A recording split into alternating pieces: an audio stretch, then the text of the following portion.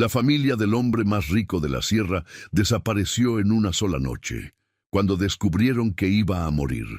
Nadie quiso quedarse, ni sus hermanos, ni los hombres que trabajaron para él durante años.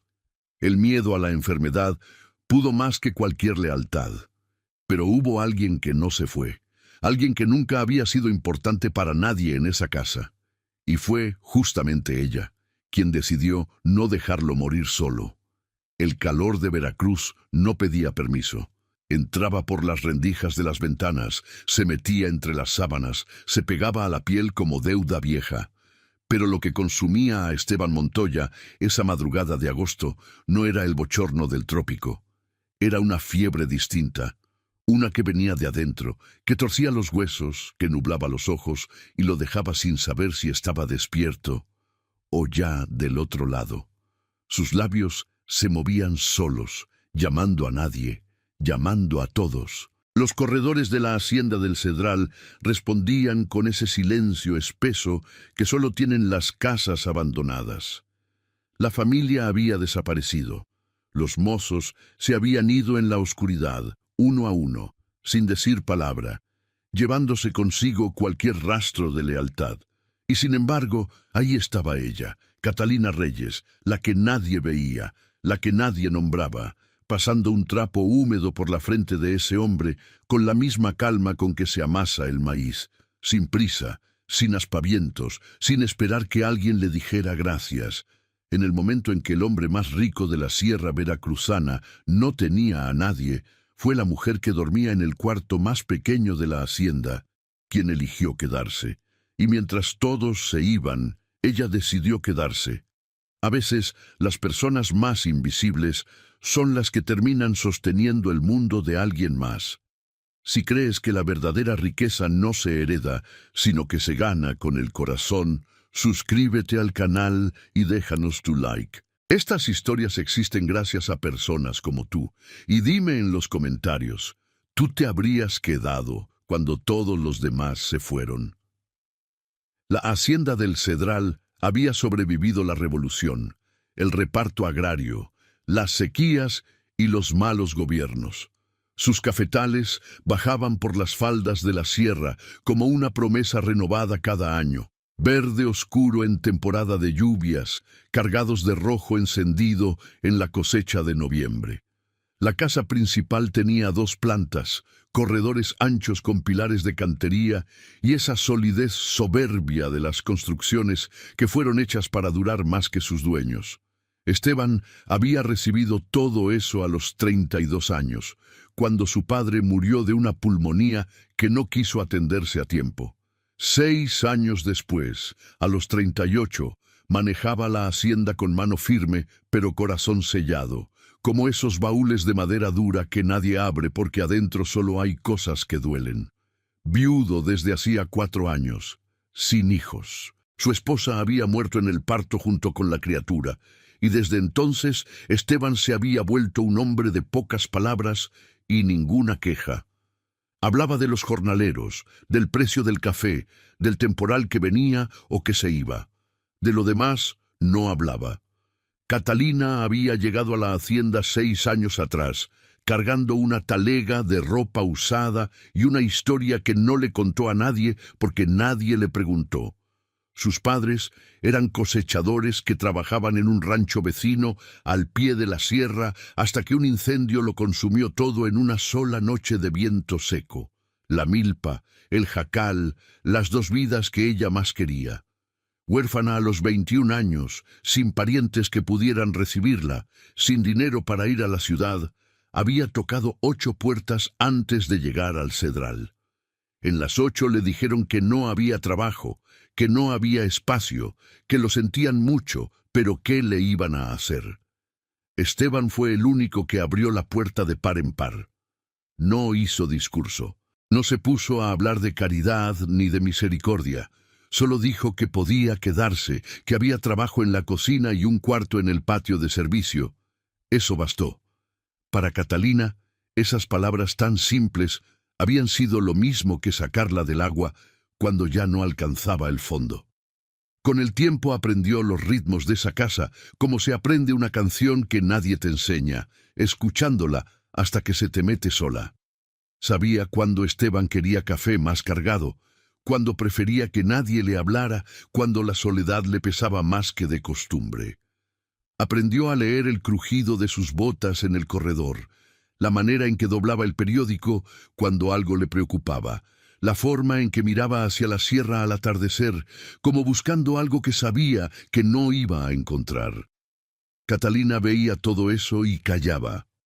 Trabajaba mucho, hablaba poco, y guardaba en el pecho una gratitud que nunca supo cómo expresar con palabras. La enfermedad llegó como llegan las peores cosas, sin señal, sin aviso, con toda la crueldad de lo inesperado. Esteban había bajado a San Miguel de la Sierra a cerrar la venta de una partida de ganado. 3 días de camino bajo el sol de agosto, noches en mesón con ventanas que no cerraban bien, agua de dudosa procedencia. Cuando regresó a la hacienda, traía más de lo que había salido a buscar. En la madrugada siguiente se despertó tiritando, empapado en sudor frío, con un dolor en los huesos que parecía querer romperlos desde adentro. Catalina escuchó los quejidos a través de la pared delgada que separaba su cuarto del corredor. Subió corriendo, encontró a Esteban en el suelo junto a la cama, intentando alcanzar el jarro de agua sin fuerzas para levantarse. Lo acomodó de vuelta en el catre con dificultad, le tocó la frente y sintió ese calor que no era calor de trabajo, sino calor de alarma. No era calentura de cansancio, era otra cosa, era algo grave. La noticia corrió por la hacienda antes del amanecer. Cuando el doctor Eusebio Figueroa llegó desde el pueblo, un hombre viejo de bigote amarillento que olía a aguardiente y a años sin actualizarse, examinó a Esteban con prisas de quien ya sabe que no quiere saber. Salió del cuarto con el ceño fruncido y cara de velorio. En la sala grande, rodeado por los hermanos de Esteban, Leandro y Ramiro, y por un par de sobrinos que habían aparecido de la nada, en cuanto circuló el rumor de que el dueño de la hacienda estaba grave, el médico soltó su diagnóstico con la voz de quien anuncia una sentencia. Tifoidea. Una enfermedad que en el México de esos años todavía mataba a la mitad de los que la agarraban y dejaba al resto con secuelas de por vida. El contagio era real, el riesgo enorme. Recomendaba aislamiento total y no garantizaba nada. Hecho el diagnóstico, el doctor Figueroa dobló su maletín, alegó achaques propios y edad avanzada, cobró lo que cobró sin dar recibo y se fue sin mirar atrás. La medicina había abandonado a Esteban Montoya antes que nadie. Los hermanos no tardaron en seguirle el paso. Leandro Montoya, el mayor, era un hombre de cuello grueso y voz fuerte que siempre había mirado la hacienda del Cedral con esa codicia discreta que se disfraza de interés familiar. Ramiro, el del medio, tenía los ojos pequeños y la sonrisa calculada de quien lleva la cuenta de todo. Los dos se miraron con esa comprensión que no necesita palabras y tomaron la decisión antes de que el médico llegara al portón. Si Esteban moría intestado, sin herederos directos, la hacienda se repartía entre ellos. La ley era clara, y ellos no tenían ninguna intención de estar ahí cuando llegara el contagio. Leandro habló de proteger a sus hijos pequeños. Ramiro prometió que volvería con un médico mejor de Ciudad de Veracruz, aunque todos sabían que era mentira como casa de naipes. Esa misma tarde organizaron la retirada con la eficiencia de quien lleva tiempo preparándola. Se fueron en carretas cargadas, llevándose a los sobrinos, a las cuñadas y a los pocos mozos que todavía quedaban y que prefirieron la incertidumbre del camino a la certeza del contagio. La hacienda del Cedral, que hasta esa mañana había sido un lugar lleno de voces y movimiento, quedó en silencio como pueblo después de epidemia. Catalina vio la desbandada desde la ventana de la cocina. Vio las carretas cruzar el portón. Escuchó las excusas que nadie se molestó en hacer convincentes. Sintió el frío de la cobardía asentarse en el patio como niebla de montaña. Cuando el último animal dobló en el camino de tierra y desapareció entre los árboles de mango, ella subió al cuarto de Esteban. Él estaba despierto, los ojos vidriosos de fiebre, pero con suficiente lucidez para entender lo que había pasado. Catalina acercó la silla a la cama, mojó el trapo en la palangana de agua fresca y comenzó a pasarlo por la frente de ese hombre con la parsimonia de quien sabe que esto va a llevar tiempo. Esteban la observó en silencio un momento largo antes de preguntar, la voz ronca y trabajosa, ¿por qué no se había ido con los demás? Catalina detuvo el movimiento de la mano. Lo miró a los ojos con esa calma que no era frialdad sino firmeza y le respondió sin adornos, porque cuando ella no tenía a dónde ir, él le había abierto la puerta. Ahora era su turno. No era deuda que se cobrara en dinero. Era otra cosa. Era lo que la gente llama cuando lo recuerda ser humano. Las primeras 48 horas fueron las más duras. Esteban deliraba, gritaba nombres que Catalina no conocía, revivía conversaciones que ya no podían escucharse, llamaba a su esposa muerta con una urgencia que partía el alma. Catalina no se fue. Mantuvo vigilia al lado de la cama, cambiando los trapos cada media hora, forzando cucharadas de caldo de frijol entre los labios de ese hombre que el cuerpo rechazaba casi todo. Cuando vomitaba, limpiaba. Cuando los escalofríos lo sacudían bajo las cobijas, avivaba las brasas del brasero que había arrimado al cuarto. Cuando la fiebre lo encendía, abría el ventanal para que corriera el aire húmedo de la sierra. Se convirtió en enfermera, en cocinera, en guardia, en compañía. Era todo lo que Esteban tenía en ese momento, y eso pesaba sobre sus hombros con la gravedad de una responsabilidad que nadie le había pedido asumir, pero que ella había elegido cargar sola. Al tercer día, la fiebre cedió un poco. Esteban abrió los ojos con más claridad, reconoció las vigas del techo, el olor a copal que Catalina había puesto en una esquina del cuarto, siguiendo costumbre de su pueblo, la luz suave que entraba filtrada por las hojas del aguacate junto a la ventana.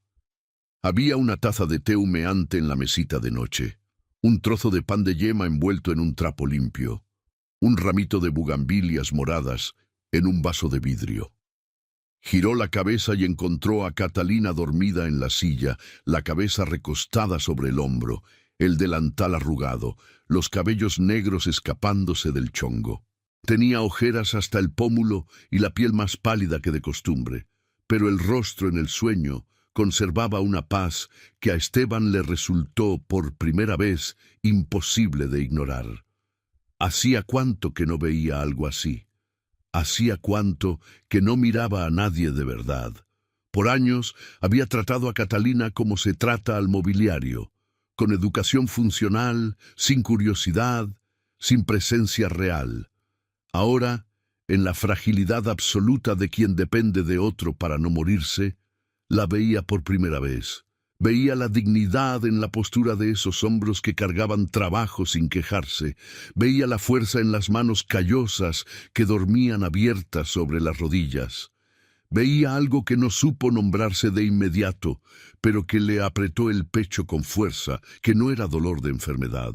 Catalina se despertó como se despiertan los que llevan días en guardia, de golpe los ojos abiertos antes que el cuerpo. Se incorporó en la silla, se acomodó el cabello, se llevó la mano a la boca intentando disimular el bostezo. Cuando vio que Esteban estaba despierto y lúcido, se levantó de un salto, le tocó la frente con el dorso de la mano y soltó el aire que había estado cargando. La calentura había bajado. Era una señal, no el final, pero sí el comienzo del final. Esteban intentó hablar, pero la garganta estaba reseca como tierra de agosto. Catalina entendió sin que dijera nada. Agarró la taza, lo ayudó a incorporarse un poco sosteniendo sus costillas con el antebrazo. Acercó el borde hasta sus labios. Esteban bebió despacio, sintiendo el té de manzanilla con miel deshacer esa aspereza, y cuando ella lo recostó de nuevo y le acomodó la almohada, hubo en ese gesto una delicadeza tan precisa que le resultó más difícil de recibir que cualquier medicina. En los días siguientes se fue formando entre los dos una rutina callada, de esas que no se acuerdan ni se discuten, sino que simplemente aparecen. Catalina se levantaba antes de que el gallo de la hacienda vecina cantara su primer aviso. Bajaba a encender el fogón, hervía el atole de maíz con canela que Esteban empezaba a tolerar, subía el cuarto y lo ayudaba a sentarse para darle de comer cucharada por cucharada. Luego iba al patio a ordeñar a la única vaca que no había escapado del potrero durante el desbarajuste, volvía con leche fresca, hacía queso blanco que deshacía en la boca. Barría el cuarto, cambiaba las sábanas empapadas de sudor, lavaba la ropa en el lavadero del patio y la tendía en el mecate entre las dos bugambilias. Todo sin pedir ayuda, sin esperar reconocimiento, sin un solo gesto de impaciencia. Esteban empezó a notar los detalles, la manera en que ella tarareaba en voz muy baja mientras doblaba la ropa, algo parecido a un son jarocho que apenas se escuchaba. La costumbre de dejar cada mañana una flor distinta en el vaso de vidrio junto a la cama, siempre recién cortada del jardín, un día una gardenia, otro día una hoja de mango con una florecilla amarilla, otro día solo una rama de epazote que olía a tierra mojada. La paciencia con que respondía sus preguntas sobre los animales, sobre los jornaleros que habían quedado, sobre si la temporada del café iba a darse bien ese año. Fueron esas conversaciones, en tardes de lluvia, con el sonido del agua golpeando las tejas viejas, las que empezaron a aflojar algo en Esteban que llevaba años apretado. Una de esas tardes, mientras la lluvia convertía el patio en espejo y Catalina remendaba una camisa de él con aguja e hilo sacados de su propio costurero, Esteban le preguntó lo que llevaba días queriendo preguntar. ¿Por qué se había quedado? Catalina no respondió de inmediato. Dejó caer la aguja sobre la tela, miró hacia la ventana empañada de lluvia y empezó a contar. El incendio que le quitó a sus padres. El amanecer en que amaneció sola en un mundo que no la esperaba. Las 8 puertas cerradas antes de llegar al cedral. Contó que cuando Esteban le dijo que podía quedarse, sin preguntas, sin condiciones, sin hacerla sentir como limosna, algo dentro de ella que estaba muy cerca de quebrarse encontró suelo firme. Eso no se olvidaba. Eso no se pagaba con dinero, sino con la misma moneda. Con presencia cuando más se necesita. Esteban escuchó todo sin moverse, y cuando ella terminó y el único sonido era el de la lluvia y el chirrido lejano de los zanates en los flamboyanes del patio, sintió algo que hacía años que no reconocía. Vergüenza. No del tipo ruidoso, no del tipo que busca excusas. Vergüenza limpia de quien entiende que le debe mucho a alguien que jamás se lo reclamó. Había dado tan poco y recibía tanto. Y mientras las lágrimas le escurrían por las sienes sin que se las pidiera, Esteban Montoya comprendía que estaba aprendiendo, por primera vez en su vida adulta, lo que significa importarle a alguien de verdad. Y lo estaba aprendiendo de la persona más improbable, la que la sociedad le había enseñado a no ver. Afuera, mientras la lluvia lavaba la tierra de la sierra, algo comenzaba a lavarse también en ese cuarto. Y Catalina, sin saberlo, plantaba en el terreno árido de ese hombre algo que tardaría en nombrarse, pero que ya no iba a poder arrancarse. El camino hacia lo que vendría sería largo y lleno de piedras, porque la familia de Esteban no había renunciado a la herencia. Y muy pronto descubrirían que Catalina no solo estaba cuidando al patrón, estaba protegiendo la última oportunidad de redención de un hombre y la primera posibilidad de felicidad de una mujer que ya lo había perdido todo una vez. La recuperación avanzaba como avanzan las cosas que importan, despacio, con tropiezos, sin garantías. La fiebre se retiraba durante el día, pero regresaba a las madrugadas con esa terquedad de enemigo que sabe esperar. Catalina aprendió a reconocer los signos. Cuando la respiración de Esteban se ponía entrecortada, cuando los labios empezaban a temblar, cuando el sudor frío empapaba la almohada antes que cualquier otra señal. En esos momentos actuaba con la precisión de quien ha repetido los gestos hasta volverlos reflejos. Preparaba baños tibios con hojas de epazote y ruda que conseguía en el jardín trasero de la hacienda. Bajaba al sótano a buscar hielo del pozo que todavía quedaba de la última temporada. Forzaba los tés amargos de corteza de quina que un curandero del pueblo cercano le había mandado a través de un muchacho, los únicos remedios disponibles después de que el doctor Figueroa desapareciera con su maletín y sus excusas. Esteban se resistía a veces, apartaba la cara, murmuraba que eso sabía a veneno. Catalina era firme sin ser brusca, le sostenía el mentón con una mano y con la otra administraba el té, diciéndole que el remedio que servía no tenía por qué saber bien, tenía que funcionar. Y funcionaba. Las crisis se fueron espaciando, los períodos de lucidez se alargaron. Hubo una mañana, casi 3 semanas después de que empezara todo, en que Esteban se sentó solo en la cama por primera vez, sin que nadie lo ayudara. Catalina había acomodado almohadas detrás de su espalda y abierto las persianas para dejar entrar la luz del sol de las 9 de la mañana, ese sol de Veracruz que en esa hora todavía tiene misericordia antes de volverse implacable. Esteban parpadeó varias veces ante el brillo. ¿Cuánto tiempo sin ver el día desde adentro? La sierra al fondo, los cafetales bajando por la ladera, el cielo con esas nubes blancas esponjadas que aparecen después de la lluvia. Todo igual que siempre y sin embargo distinto, visto desde la cama de un hombre que había estado cerca de no volver a verlo. Catalina entró con una charola de madera, caldo de pollo de rancho con chochoyotes de masa, tortillas recién salidas del comal, queso fresco desmoronado, un jarrito de café de olla que olía a canela y piloncillo. El aroma llenó el cuarto de una manera que a Esteban le resultó casi dolorosa de tan bienvenida. Era la primera vez en semanas que sentía hambre de verdad. Extendió la mano temblorosa hacia la cuchara. Catalina dudó un momento, preocupada por si tenía fuerzas suficientes, pero entendió que eso era importante para el orgullo de ese hombre. Le entregó la cuchara y se quedó cerca, sin quitarle los ojos de encima. Esteban hundió la cuchara en el caldo, la levantó despacio, pero a la mitad del camino la mano le falló y la mitad del líquido cayó sobre la cobija.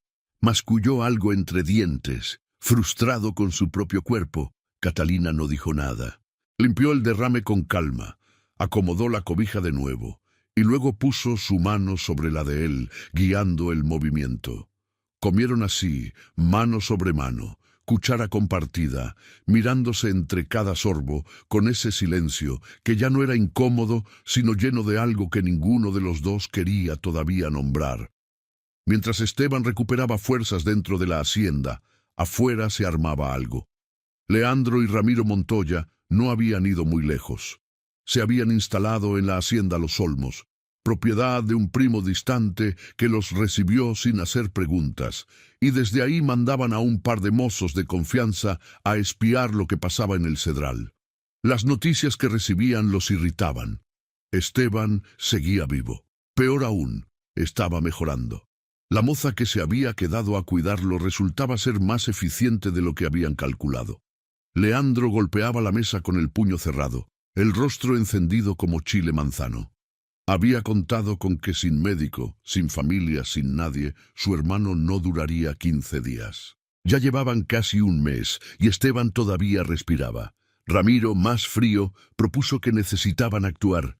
No podían seguir esperando que la enfermedad hiciera el trabajo sola.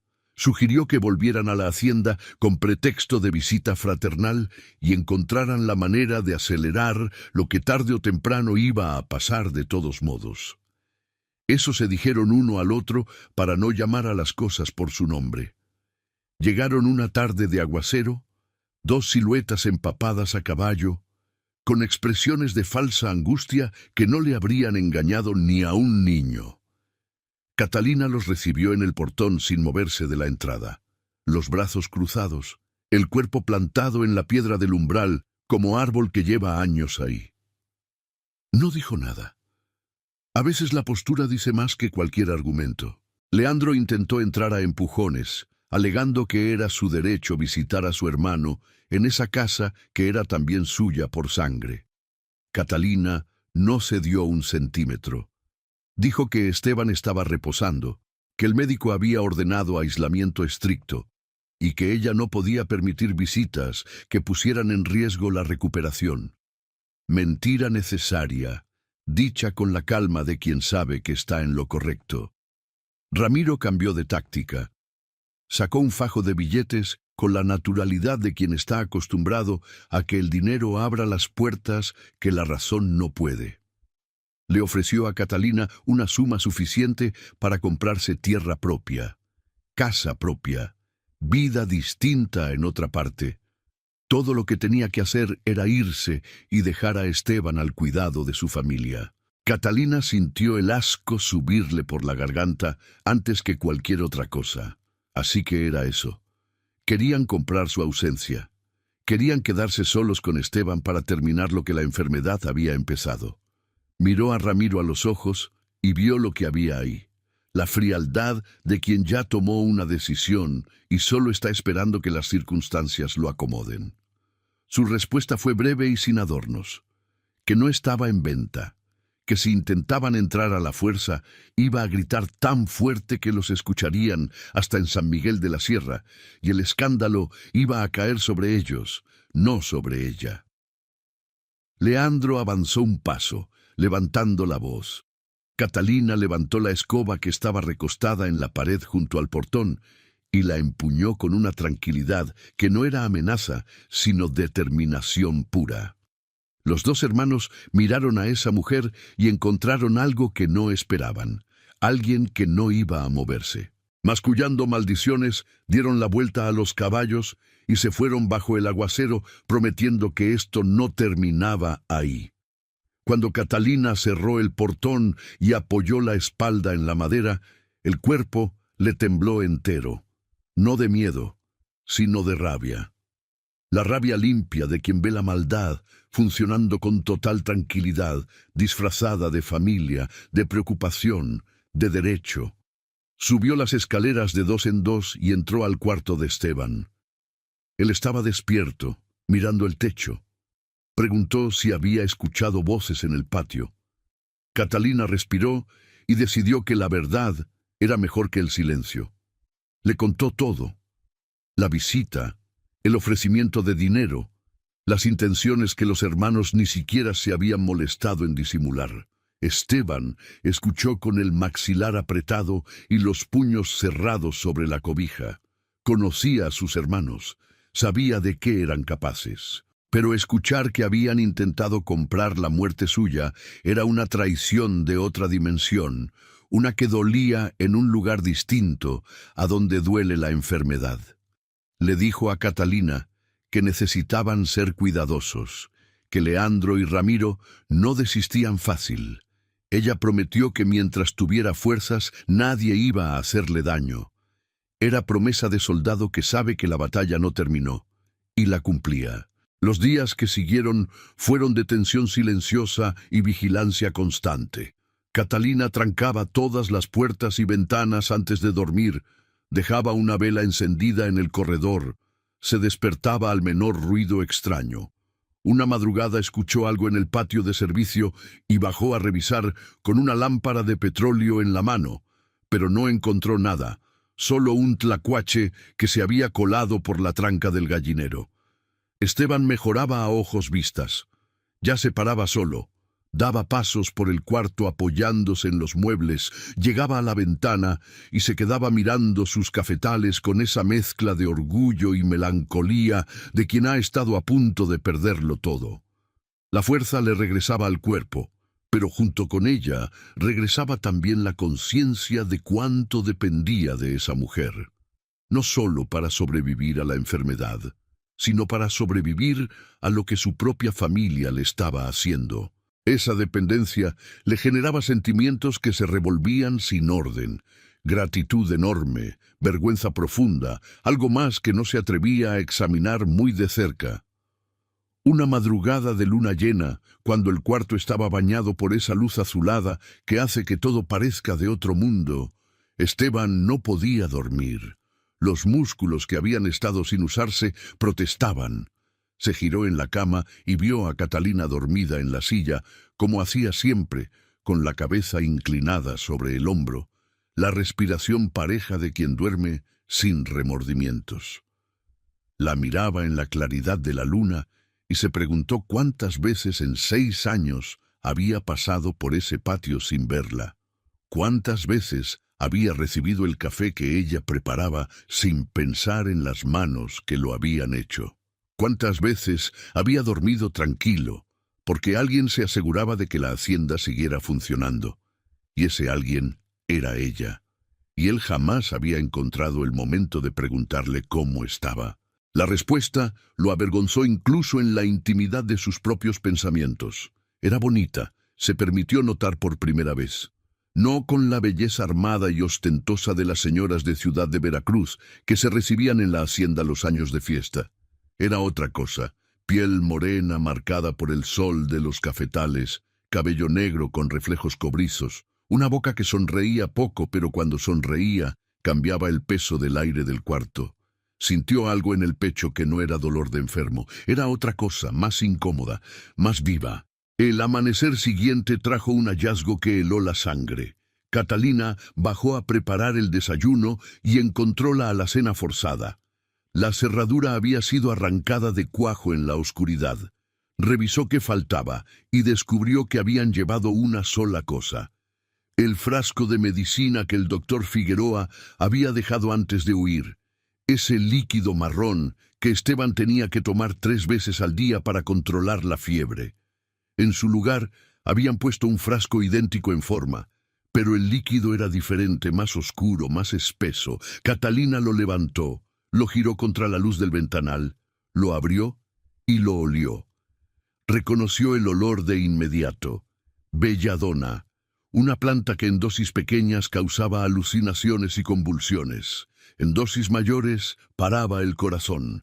El plan era sencillo y monstruoso, que ella, sin saberlo, envenenara a Esteban con sus propias manos, y cuando él muriera, nadie preguntaría nada porque todos sabrían que había estado grave. Subió las escaleras corriendo, el frasco apretado en el puño. Entró al cuarto de Esteban y lo contó todo sin quitarle detalle. Él miró el frasco con horror y luego la miró a ella, con una gratitud que no cabía en palabras. Si Catalina no hubiera notado la diferencia, en 2 días él habría muerto y todo el mundo habría creído que fue la enfermedad quien se lo llevó. Esteban se incorporó en la cama, la rabia endureciéndole el cuerpo mejor que cualquier medicina. Necesitaban actuar. Pero él seguía demasiado débil para montar a caballo e ir hasta San Miguel de la Sierra, y Catalina no podía dejarlo solo ni una hora. Estaban atrapados, expuestos, esperando el siguiente movimiento de los hermanos. Fue entonces que Catalina pensó en Tomás Aguilar. Lo conocía desde la infancia, hijo del herrero del pueblo vecino, un muchacho callado y de palabra firme que había trabajado un tiempo en la hacienda antes de irse a otro rancho más al norte. Honesto como pocos, con brazos acostumbrados al trabajo duro y criterio suficiente para no dejarse comprar. Si conseguía mandarle recado, quizás Tomás vendría. Escribió una carta breve explicando la situación, buscó a un muchacho que pasara por el camino real y le pagó con las monedas que tenía guardadas para que llevara el sobre al rancho donde Tomás trabajaba. Ahora solo quedaba esperar. Esteban, cuando supo del plan, sintió algo nuevo y sin nombre, una incomodidad que no venía de la enfermedad. Tomás Aguilar había tenido interés en Catalina antes de irse, eso lo sabía de referencias vagas que llegaban en conversaciones de la hacienda, y esa incomodidad sin nombre que sentía al pensar en el herrero llegando y saludando a Catalina, le resultó patética y ridícula y completamente real al mismo tiempo. No tenía ningún derecho a sentir lo que sentía, pero el corazón no consulta antes de ponerse necio. Pasó el día entero con esa piedra en el pecho, haciéndole a Catalina preguntas sobre Tomás que intentaba que sonaran casuales y que no lo eran en absoluto. Catalina se daba cuenta y no decía nada. Solo respondía que Tomás era amigo de confianza y nada más. 3 días después, Tomás llegó. Era un hombre alto y parejo, con manos de quien trabaja el hierro y una manera de moverse que transmitía calma. Saludó a Catalina con afecto evidente, le tomó las manos un momento, le preguntó si estaba bien. Esteban observó todo esto desde la ventana del cuarto de arriba, con una sensación en el pecho que reconoció, avergonzado, como celos, celos absurdos, injustificados, completamente suyos. Tomás entró, se sentó en la cocina con una taza de café, escuchó todo lo que Catalina tenía que contarle con el semblante cada vez más serio. Cuando ella terminó, él prometió que se quedaría unos días trabajando como velador, revisando las cercas, vigilando que nadie merodeara, y que conocía a un médico en la ciudad, hombre joven, que no le tenía miedo a la tifoidea ni a nada, que podría venir a examinar a Esteban como correspondía. Catalina sonrió aliviada. Esteban, viendo esa sonrisa desde arriba, sintió el pecho apretarse de un modo que ya no podía seguir ignorando. Esa noche, con Tomás durmiendo en el cuarto de los mozos y Catalina de vuelta en la silla junto a la cama, Esteban reunió el valor suficiente para preguntar. Le preguntó si entre ella y Tomás había algo, si había algún compromiso. Catalina se sorprendió con la pregunta y luego encontró gracioso que se la hicieran. Explicó que Tomás le había pedido que fueran novios años atrás, que ella había dicho que no, porque lo que sentía por él era amistad y nada más, que el padre de Tomás lo había tomado a mal y la familia había cortado el trato un tiempo, pero que Tomás había seguido siendo su amigo. Solo eso. Esteban sintió un alivio tan grande y tan ridículo que tuvo que girar la cara para que Catalina no lo viera. ¿Por qué le importaba tanto? Porque había dejado de ser el patrón hacía semanas. Porque en algún lugar entre una compresa y otra, entre una cucharada de caldo y otra, entre un silencio y otro, Catalina había dejado de ser la moza y se había vuelto la persona más importante que tenía. Al día siguiente, Tomás salió temprano a buscar al médico. Prometió volver antes del anochecer. Catalina lo despidió desde el corredor con la mano levantada. Esteban lo vio irse y experimentó ese alivio culposo de quien quiere al enfermo para sí, pero sabe que necesita la medicina. Por la tarde, cuando el sol empezaba a bajar hacia la sierra, golpes secos y furiosos en el portón sobresaltaron a los dos.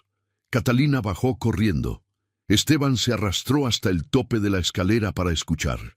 Eran Leandro y Ramiro, esta vez acompañados de 3 hombres contratados, de esos que tienen cara de haber hecho trabajos que no se cuentan.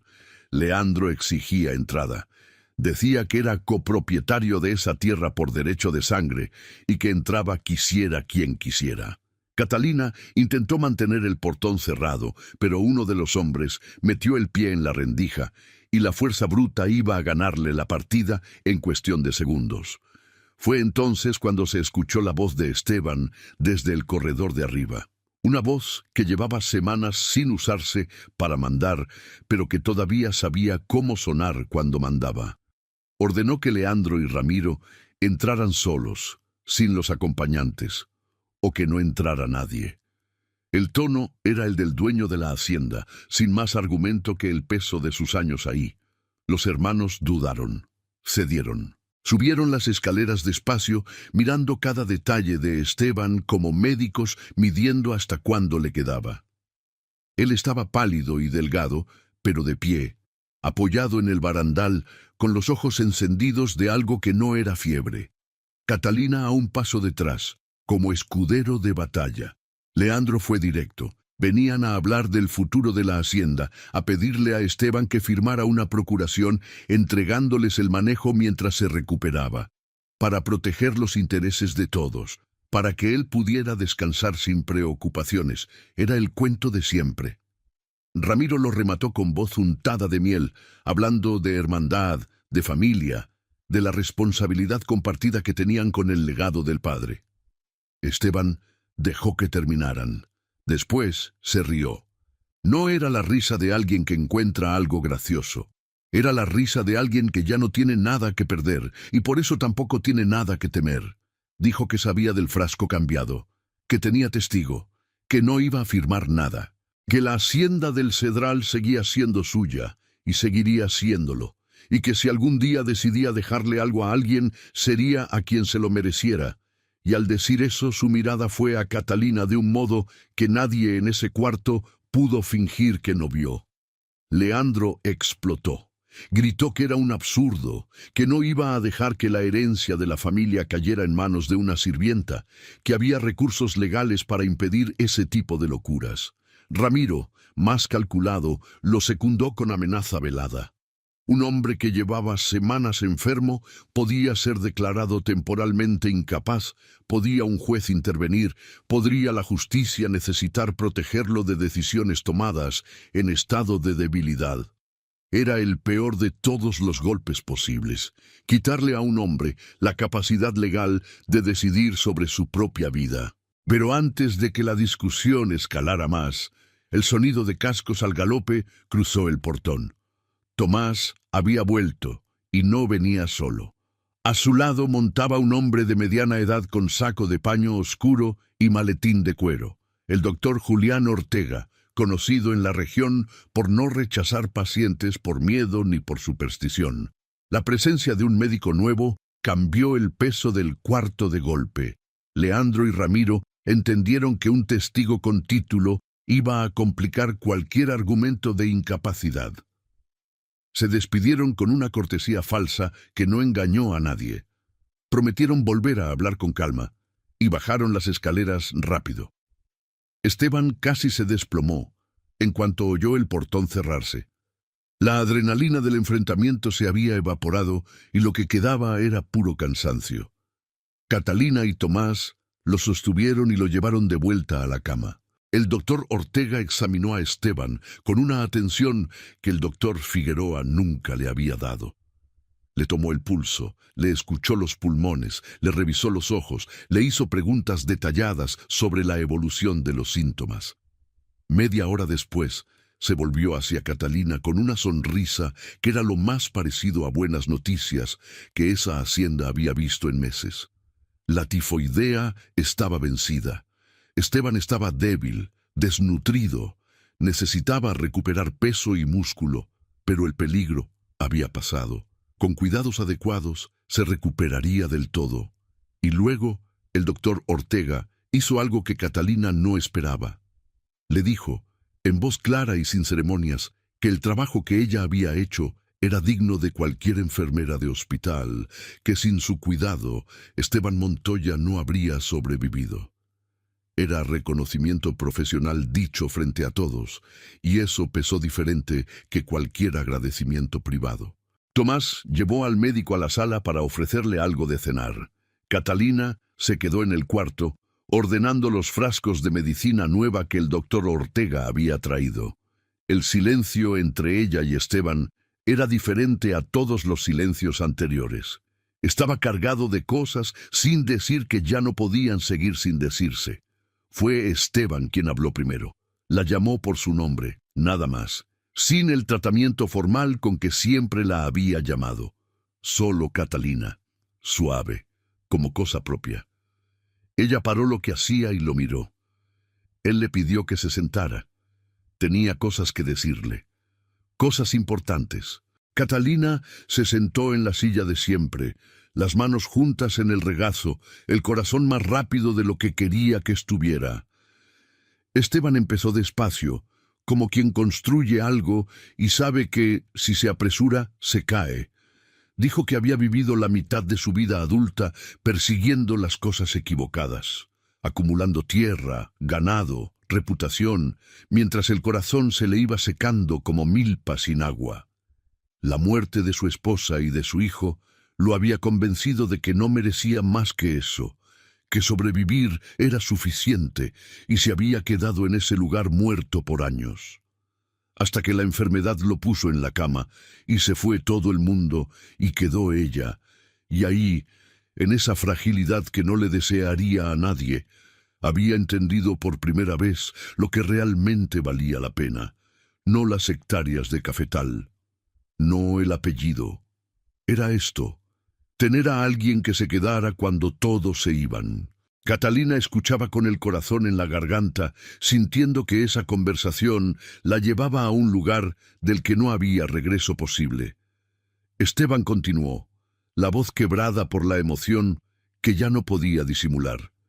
Dijo que ella lo había salvado de dos muertes, la del cuerpo y la del alma, que cada gesto suyo, cada cuidado, cada madrugada de vigilia había plantado algo en él donde antes no había más que cenizas, que no sabía ponerle nombre exacto a lo que sentía, que era confuso y le daba miedo, pero que había una cosa de la que estaba completamente seguro. No quería que se fuera, no como moza, no como empleada, quería que se quedara como compañera, como igual, como la mujer a quien más admiraba en el mundo. Catalina sintió que el cuarto dejaba de tener paredes por un momento. Era declaración disfrazada, era confesión disfrazada, era todo lo que ninguno de los dos había dicho en semanas dicho de un golpe. Respondió con la voz temblando, pero sin apartar los ojos de los de él. Dijo que tampoco sabía nombrarlo con precisión, pero que desde el primer día en que Esteban le había abierto la puerta, algo había echado raíz en ella. Con el tiempo, viéndolo de lejos, aprendiendo su soledad, esa raíz había crecido y se había vuelto compasión, luego respeto, luego algo más que no se atrevía a decir en voz alta. Cuando la enfermedad llegó y se fue todo el mundo, ella no se quedó solo por gratitud. Se quedó porque la idea de que ese hombre sufriera solo era insoportable. En las noches de vigilia, sosteniéndole la mano en los delirios, Catalina había entendido que Esteban ya no era el patrón. Era alguien a quien ella cuidaría sin condiciones, sin salario, sin nada a cambio. Porque el corazón no negocia términos. El corazón simplemente ama. Ahí estaba la palabra, la que ninguno de los dos había dicho. Amor. Improbable, imposible según las reglas del mundo en que vivían, pero tan real como la tierra bajo los pies de la hacienda. Esteban extendió la mano y Catalina la tomó. Los dedos se entrelazaron despacio con la precaución de quien toca algo que podría romperse, y luego con la firmeza de quien decide que no lo va a soltar. Se quedaron así un tiempo largo sin hablar, procesando el tamaño de lo que acababa de pasar. La realidad, sin embargo, golpeaba desde afuera como viento del norte. Vivían en una sociedad que no iba a verlos bien. Los hermanos usarían eso como munición. Dirían que Catalina lo había hechizado, que era mujer interesada, que aprovecharía la enfermedad. La batalla legal podría ser brutal, y había que pensar en ella también. Catalina podría soportar el escándalo, los comentarios, las miradas de reprobación que inevitablemente vendrían. Estaría dispuesta a cambiar la seguridad discreta de lo que tenía por un amor que el mundo no iba a aplaudir. La conversación fue interrumpida por Tomás, llamando desde abajo. La cena estaba lista. Catalina bajó. Esteban se quedó mirando el techo, los dos sumergidos en pensamientos que no terminaban. Durante la cena, Tomás notó que Catalina estaba diferente. Más callada, los ojos con un brillo que no era de cansancio.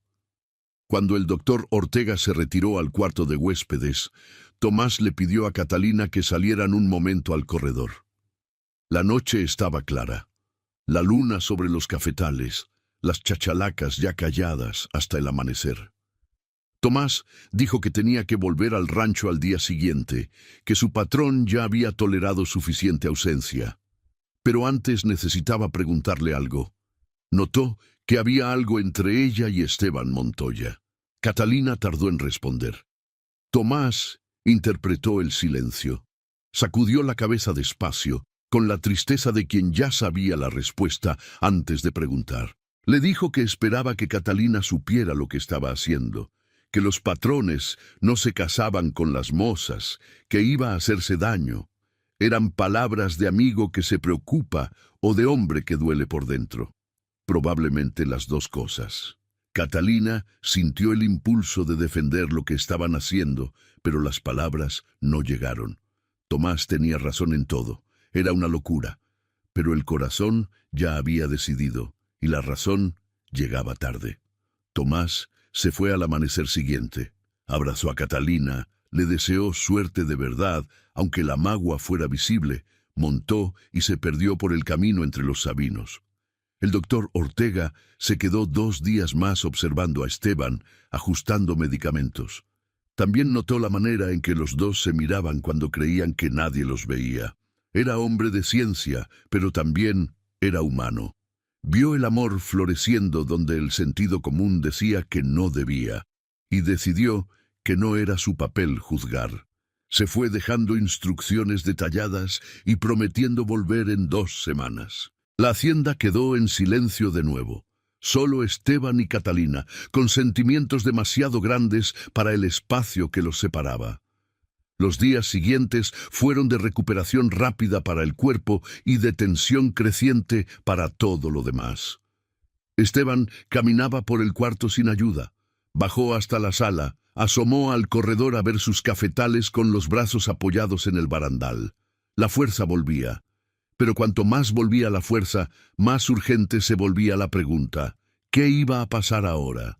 ¿Catalina volvería a ser solo la moza? ¿Iban a fingir que las confesiones no habían ocurrido? Una tarde en que llovía y Esteban estaba sentado en la biblioteca intentando leer sin poder concentrarse, Catalina entró con una charola de café. Iba a dejarla y salir. Esteban tomó su mano antes de que llegara a la puerta. Fue un toque inesperado que los dejó quietos a los dos. La acercó despacio y Catalina se hincó al lado del sillón para quedar a su altura. Esteban la miró a los ojos, esos ojos oscuros que habían sido su norte en la oscuridad de la enfermedad, y dijo 3 palabras que reorganizaban todo lo que venía después. La quería como esposa, no como secreto guardado, no como arreglo discreto, como esposa legítima, con ceremonia en la iglesia, con anillo en el dedo, con nombre en los papeles. Sabía lo que eso iba a costar, los escándalos, las habladurías, la pelea con los hermanos. Pero había descubierto que vivir sin amor no era vida, era apenas sobrevivencia, y ya tenía suficiente de eso. Catalina sintió las lágrimas soltarse antes de que pudiera decidir si las dejaba. Dijo que sí, con voz rota pero entera, con todo el corazón, dijo que sí aunque el camino fuera de piedra. Esteban la abrazó ahí, en la biblioteca de la hacienda del Cedral, bajo el ruido de la lluvia en las tejas viejas, y 2 soledades que habían estado muy cerca mucho tiempo por fin se encontraron y decidieron no separarse. Pero afuera, en la noche que la lluvia hacía más oscura, Leandro y Ramiro terminaban de armar su golpe final. Habían perdido la batalla del veneno, habían perdido la batalla de la intimidación, pero todavía tenían dinero, tenían contactos, y un hombre desesperado no conoce límites. La boda fue fijada para un mes después, tiempo suficiente para que Esteban terminara de recuperarse y para que Catalina preparara todo con la calma que la caracterizaba. No iba a ser fiesta grande. Solo la capilla de la hacienda, el doctor Ortega y algunos jornaleros leales como testigos. Esteban sabía que la noticia iba a sacudir a toda la región como sismo chico. Hacendado rico casándose con moza pobre era escándalo que alimentaba conversaciones durante años, pero había descubierto que la opinión ajena pesaba mucho menos cuando uno tiene claro lo que quiere. La decisión lo cambió por dentro. Dormía mejor. Sonreía con más facilidad. Miraba hacia el futuro con algo parecido a esperanza, que era emoción que había olvidado cómo se sentía. Catalina también cambió.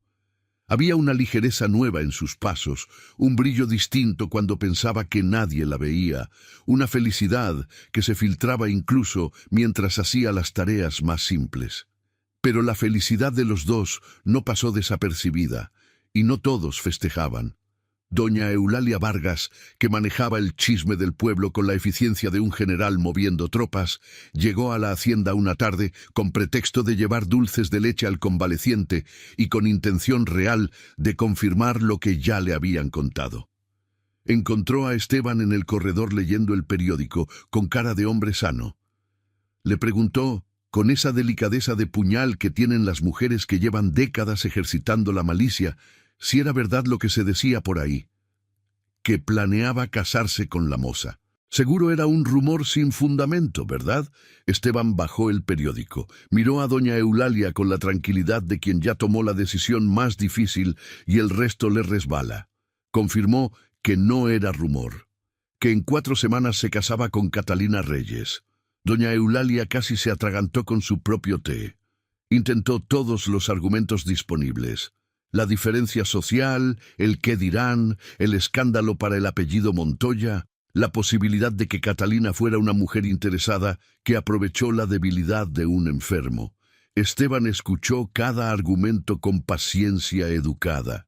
Luego respondió que Catalina había probado su carácter quedándose cuando hasta la familia huyó, que le había salvado la vida sin pedir nada, que era la mujer más íntegra que conocía sin importar de qué casa saliera. Doña Eulalia cambió de táctica y sugirió que por lo menos arreglara las cosas discretamente, que comprara a Catalina una casa en el pueblo, que la mantuviera como era costumbre en estos casos, pero que no se casara en la iglesia, porque eso era ir demasiado lejos. Esteban sintió asco físico ante la sugerencia. Era exactamente la podredumbre que había aceptado sin cuestionarla durante años. Despidió a doña Eulalia con frialdad, le pidió que no volviera. Ella se fue ofendida.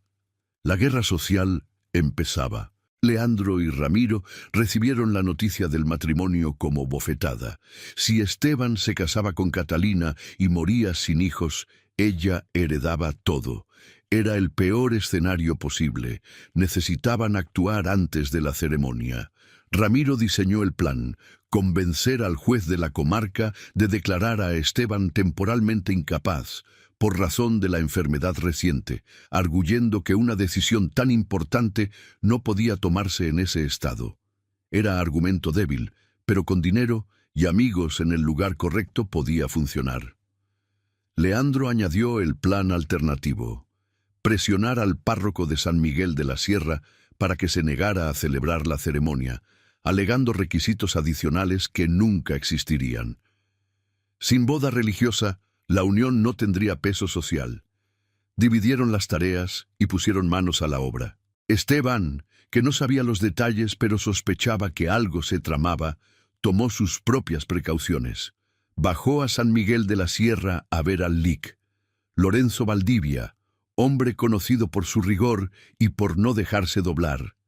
Le explicó todo: el matrimonio planeado, la oposición de los hermanos, los intentos anteriores de hacerle daño. El licenciado escuchó con atención de quien toma notas mentales mientras otro habla. Montó una estrategia en 3 partes. Primero, obtuvo del doctor Ortega un certificado médico detallado confirmando que Esteban estaba en plena posesión de sus facultades. Segundo, preparó documentación de los intentos de envenenamiento y de intimidación, con el testimonio de Catalina y el análisis del frasco de belladona. Tercero, redactó un testamento registrado ante notario dejando la hacienda y todos sus bienes a Catalina Reyes, válido con independencia del matrimonio. Esteban firmó todo y sintió que por primera vez en meses pisaba suelo firme. Catalina, mientras tanto, libraba sus propias batallas. Fue a San Miguel a comprar tela para el vestido y los comentarios en las calles llegaron de todos los ángulos. Las señoras que cuchicheaban sin molestarse en bajar la voz, los hombres que hacían bromas groseras que no merecían respuesta, los comerciantes que la atendían, con ese desdén apenas disimulado de quien cree que está haciendo un favor. Catalina recibió cada mirada como lo que era: veneno de gente asustada, y lo dejó resbalar. Compró su tela, ignoró las provocaciones, tomó el camino de regreso con la cabeza alta. En ese camino la interceptaron Leandro y 2 de sus hombres contratados. Bloquearon la carreta, obligaron al conductor a detenerse. Leandro subió al tablón sin invitación y se sentó demasiado cerca, invadiendo el espacio con esa táctica burda de quien cree que el tamaño intimida. Le ofreció una suma generosa para que abandonara el matrimonio y la hacienda. Le prometió vida nueva en otro lugar, y le advirtió que si no aceptaba, se encargaría de destruirla. Correría rumores que nadie podría desmentir, la pintaría como mujer que había aprovechado a un enfermo, que había usado artes que la gente del campo conoce y teme. Catalina lo miró a los ojos mientras él hablaba y no encontró nada que no supiera ya desde la primera vez que lo vio. Un hombre que solo entiende el lenguaje del miedo porque es lo único que conoce. Respondió que no tenía precio, que prefería enfrentar todos los rumores del mundo antes que abandonar al hombre que la había elegido cuando ella no tenía nada. Leandro levantó la mano. Algo en los ojos de Catalina lo detuvo. Había ahí una calma que no era resignación, sino convicción. Y convicción es lo único que no se puede comprar ni romper. Los hombres contratados se rieron de su patrón por no poder con una mujer. Leandro bajó de la carreta humillado y furioso. Catalina llegó a la hacienda temblando de rabia. Lo contó todo a Esteban, quien quiso ir de inmediato a confrontar a los hermanos. Catalina lo detuvo. La violencia solo les daba más argumentos. Necesitaban ser más listos. El lic. Valdivia registró el episodio como otra pieza de evidencia. La semana de la boda llegó cargada de tensión. El párroco de San Miguel, presionado por las donaciones de Leandro y Ramiro a la iglesia, buscó a Esteban con pretexto burocrático. Dijo que necesitaba documentos adicionales, autorizaciones del obispado por la diferencia de condición social de los novios. Era obstáculo inventado. Esteban no discutió. Fue directamente a la parroquia de San Jerónimo, en el pueblo vecino, y buscó al padre Sebastián Ríos, un hombre joven de ojos tranquilos, al que la fe le había enseñado a ver a las personas por lo que eran y no por lo que tenían. El padre Sebastián aceptó sin dudar. Dijo que sería un honor unir a dos personas que claramente se amaban, con la clase de amor que aguanta. La noche anterior a la boda Esteban no pudo dormir. Caminó hasta el cuarto de Catalina y golpeó la puerta suavemente. Ella abrió con el cabello suelto cayendo sobre los hombros, la camisa de dormir de algodón blanco. Era la primera vez que él la veía con el cabello libre y la imagen lo dejó un momento sin palabras. Catalina preguntó si estaba bien, si necesitaba algo. Esteban sacudió la cabeza. Dijo que solo necesitaba verla, confirmar que todo era real. Bajaron juntos al corredor de la planta baja y se sentaron en el banco de madera que miraba hacia los cafetales. La luna creciente pintaba la Sierra de Plata. Había una quietud en esa noche que ninguno de los dos había sentido antes.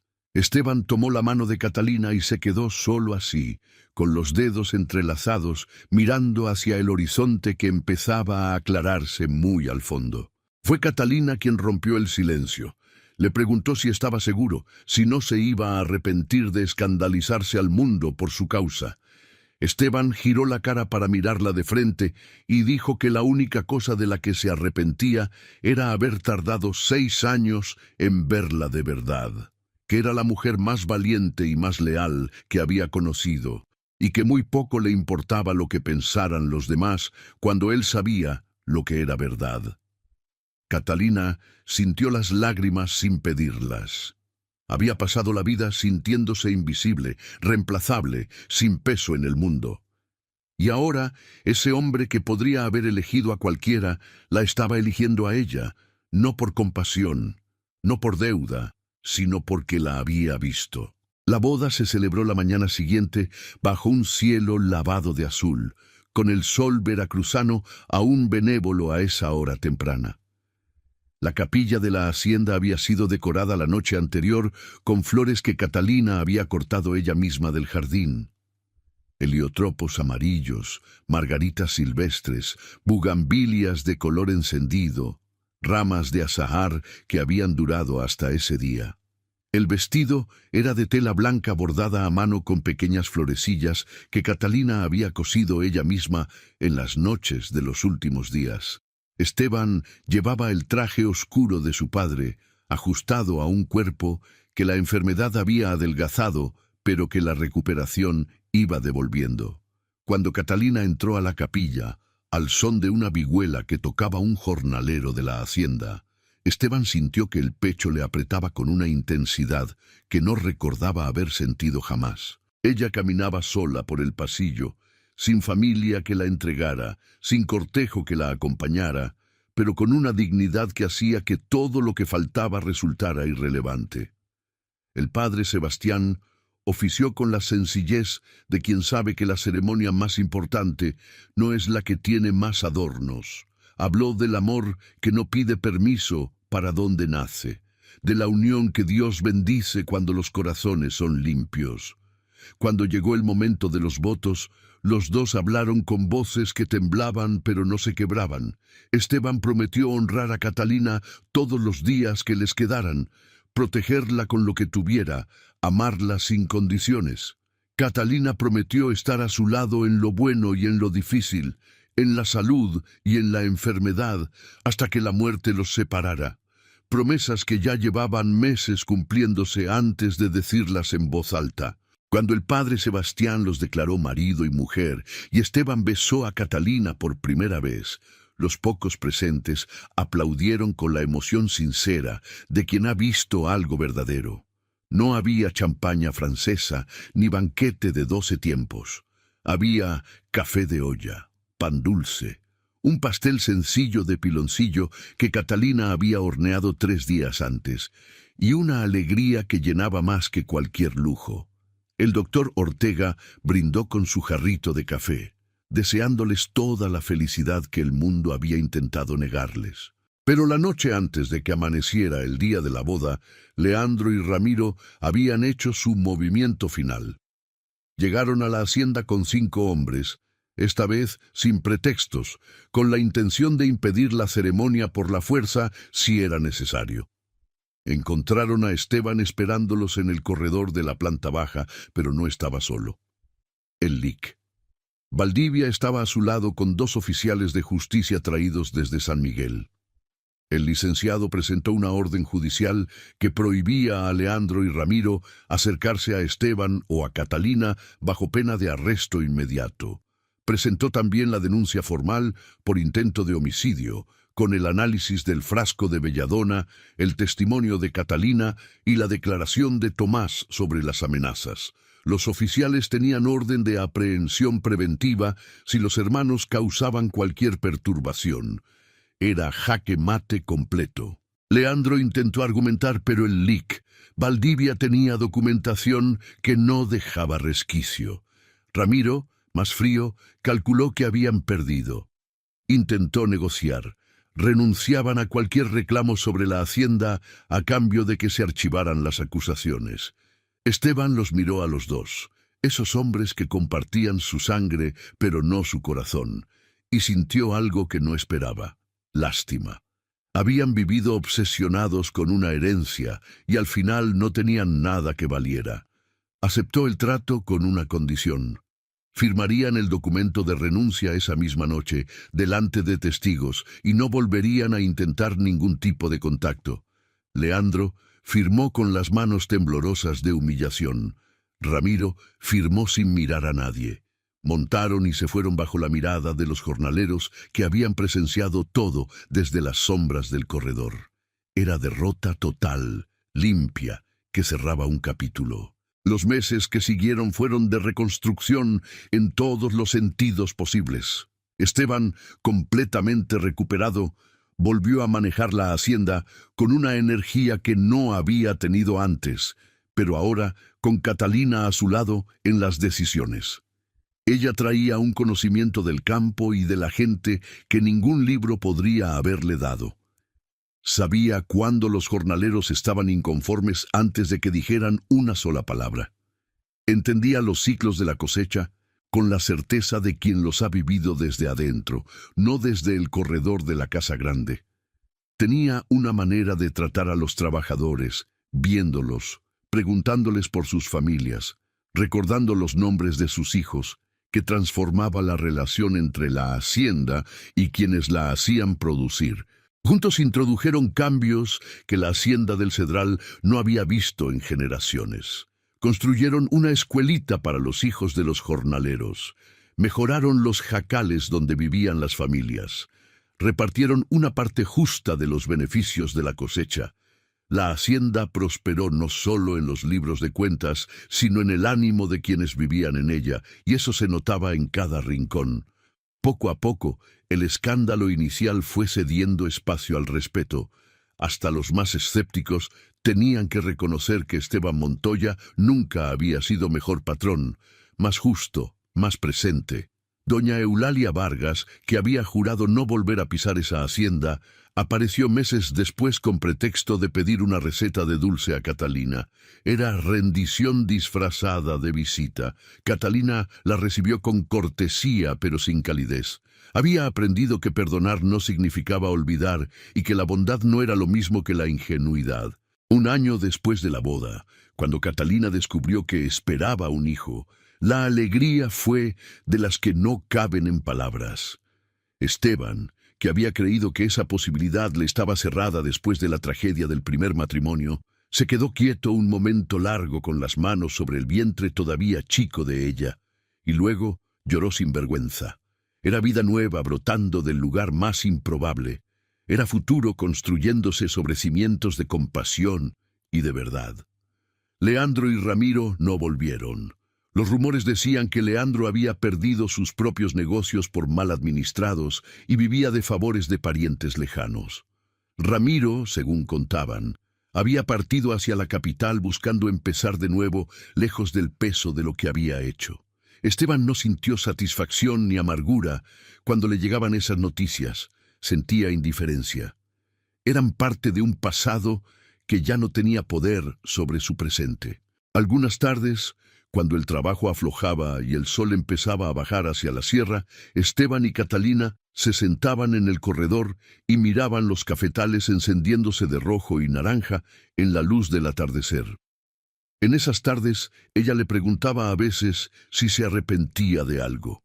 Él siempre respondía lo mismo, que la única cosa de la que se arrepentía era haber tardado tanto. Catalina apoyaba la cabeza en su hombro, y él le agradecía en silencio a la enfermedad que lo había despojado de todo lo inútil para dejarle solo lo que importaba. Le había quitado la salud, las certezas, el orgullo, y a cambio le había dado amor, propósito, humanidad. La historia de Esteban y Catalina corrió por la sierra veracruzana y más allá, volviéndose una de esas historias que la gente cuenta en las noches de lluvia cuando quiere recordarse que el mundo puede ser mejor de lo que parece. Decían que era la prueba de que el amor verdadero no elige apellido ni condición, que no obedece a las reglas que los hombres inventan para proteger lo que tienen. Decían también que la hacienda del Cedral había cambiado de naturaleza con ellos, que la tierra producía diferente cuando se cultiva con justicia. Exageraciones románticas quizás, pero con verdad en el fondo.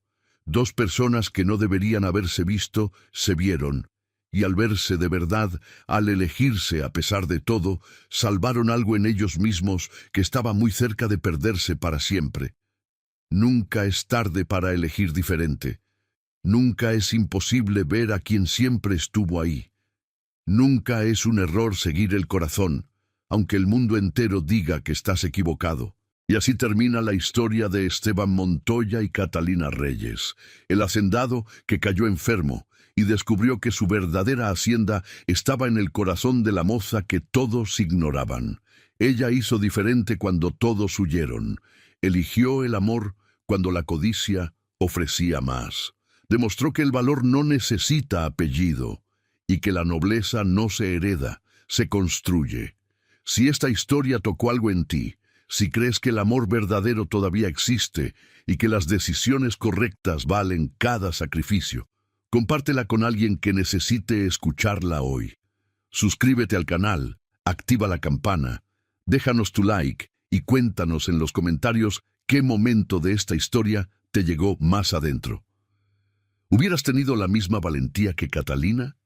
Un abrazo de corazón a corazón. Hasta la próxima historia.